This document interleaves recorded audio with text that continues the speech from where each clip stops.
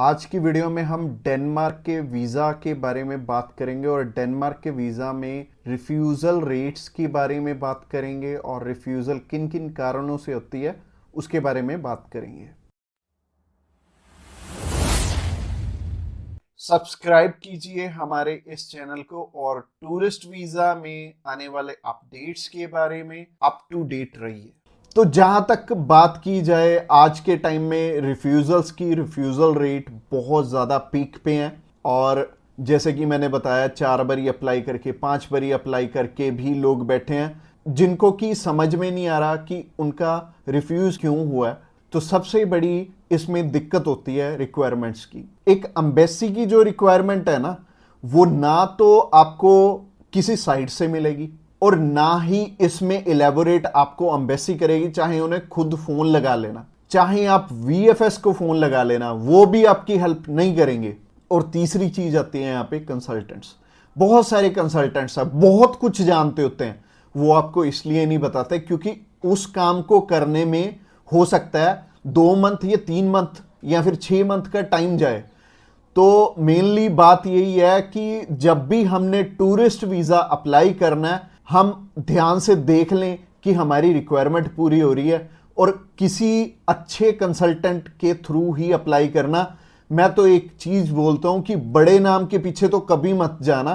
देखो, अभी कोई बड़ा नाम है तो उन्हें कोई फर्क नहीं पड़ता कि आपका वीज़ा आए चाहे आपका रिफ्यूज़ हो।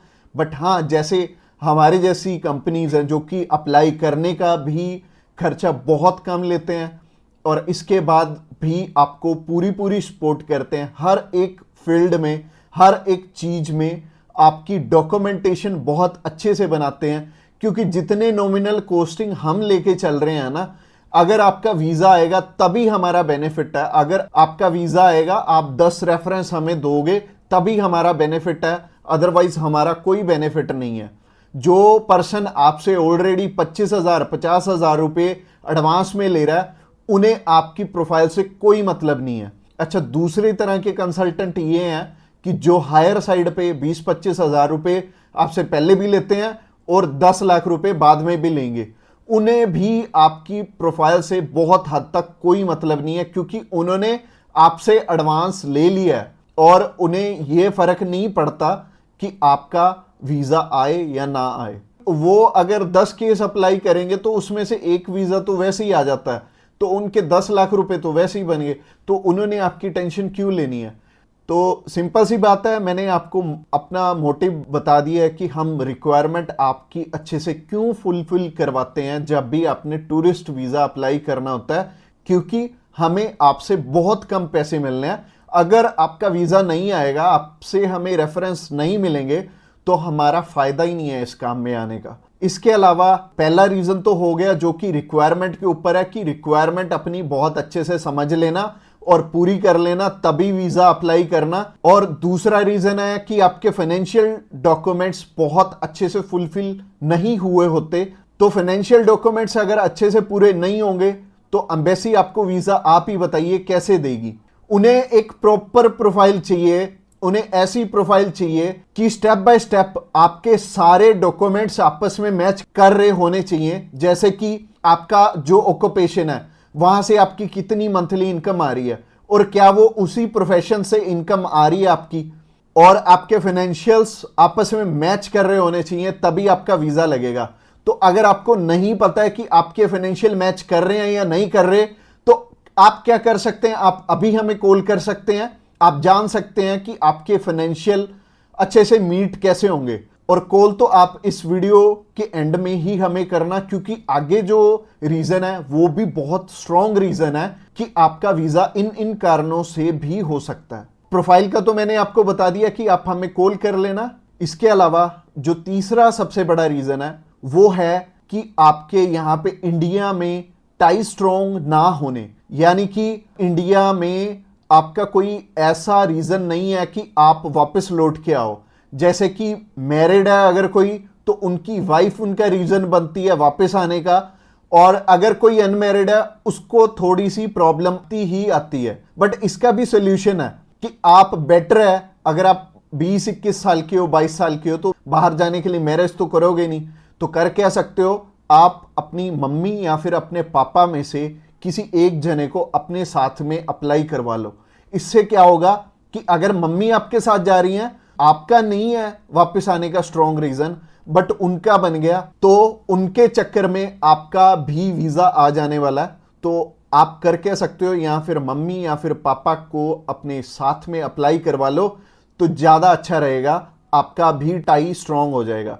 तो तीसरा रीजन हो गया। रीजन नंबर 4 की तरफ बढ़ते हैं। और जो चौथा रीजन है वो ये रीजन है कि आप यहां पे घूमने के लिए जा रहे हो, आपका पर्पस मैटर करता है। जब आप कवरिंग लेटर बना रहे हो तो कवरिंग लेटर ये तो आपके हाथ में नहीं है, ये तो आपके कंसल्टेंट के हाथ में है कि आपका पर्पस बहुत ज्यादा स्ट्रांग होना चाहिए, तभी आपको एक कंट्री वीजा देगी। और वीजा उन्हीं को मिलेगा, लाखों लोग अप्लाई करते हैं जिनका की एक पर्पस होगा, जिनका एक कारण होगा बाहर जाने का। वीजा सिर्फ उन्हें ही मिलने वाला है जिनका एक रीजन बहुत ज्यादा स्ट्रांग होगा। तो रीजन बहुत ज्यादा आपका स्ट्रांग बनाएंगे अगर आप हमारे थ्रू अप्लाई करेंगे।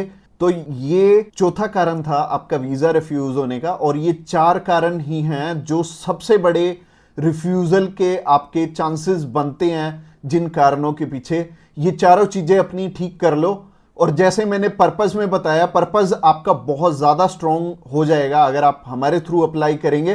तो अगर आप हमारे थ्रू अप्लाई करना चाहते हैं, आप जानकारी लेना चाहते हैं कि आपके रिक्वायरमेंट पूरी है, क्या आपके फैमिली टाइज स्ट्रांग है, तो आप अभी हमें कॉल करके पता कर सकते हैं कि क्या आपकी रिक्वायरमेंट अच्छे से पूरी है, क्या आपके फाइनेंशियल डॉक्यूमेंट जो कि सबसे ज्यादा इंपॉर्टेंट है आपस में मैच कर रहे हैं। इसके अलावा जो तीसरा कारण था वो था आपके फैमिली टाइज कितने स्ट्रांग है। इसके अलावा चौथा कारण है कि आपका पर्पस हम कितना स्ट्रांगली लगाएंगे। इसके ऊपर आपका वीजा डिपेंड करेगा। और वीजा चाहे आप फर्स्ट टाइम अप्लाई कर रहे हो, चाहे ऑलरेडी आपके एक रिफ्यूजल है, 2 है, 3 है, 4 है, जितनी मर्जी आपकी रिफ्यूजल्स हैं, मैटर नहीं करती। हमारे पास बहुत सारे लोग आते हैं, एक पर्सन का हमने अप्लाई करके दिया था और उनका टोटल 12 बार रिफ्यूज था, 13th टाइम उनका वीजा आया था। और मोस्टली लोग 1 बारी, 2 बारी, 3 बारी, तो बहुत सारे लोग रिफ्यूज होते हैं। कई लोग तो 4-4, 5-5, 6-6 बार रिफ्यूज होते हैं। इवन उन्हें ये नहीं पता लगता कि हम करें तो करें क्या। वीजा तो हमें लेना है, और लेना भी बिल्कुल सही मायने में है, एक्स्ट्रा पैसे देके नहीं लेना, एक बिल्कुल नॉमिनल चार्जेस में ही अप्लाई करवाना है किसी से।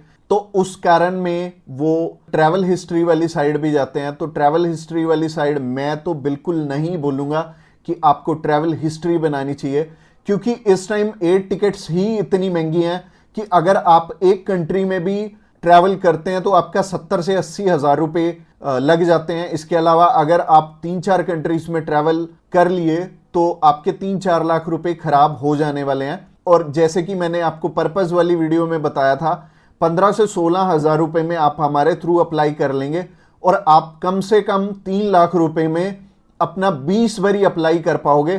तो ट्रैवल हिस्ट्री पे बिल्कुल भी पैसे मत लगाना। इसके अलावा अगर आप हमें अभी कॉल करना चाहते हो, कॉल कर सकते हो नीचे दिए गए नंबर पे। और इसके अलावा आप हमें व्हाट्सएप पे भी मैसेज कर सकते हो। व्हाट्सएप पे मैसेज करने के लिए डिस्क्रिप्शन बॉक्स में लिंक है, उस लिंक पे क्लिक करते ही आप हमें मैसेज सेंड कर पाएंगे और हम भी आपकी inquiry as soon as possible हम लेने वाले हैं।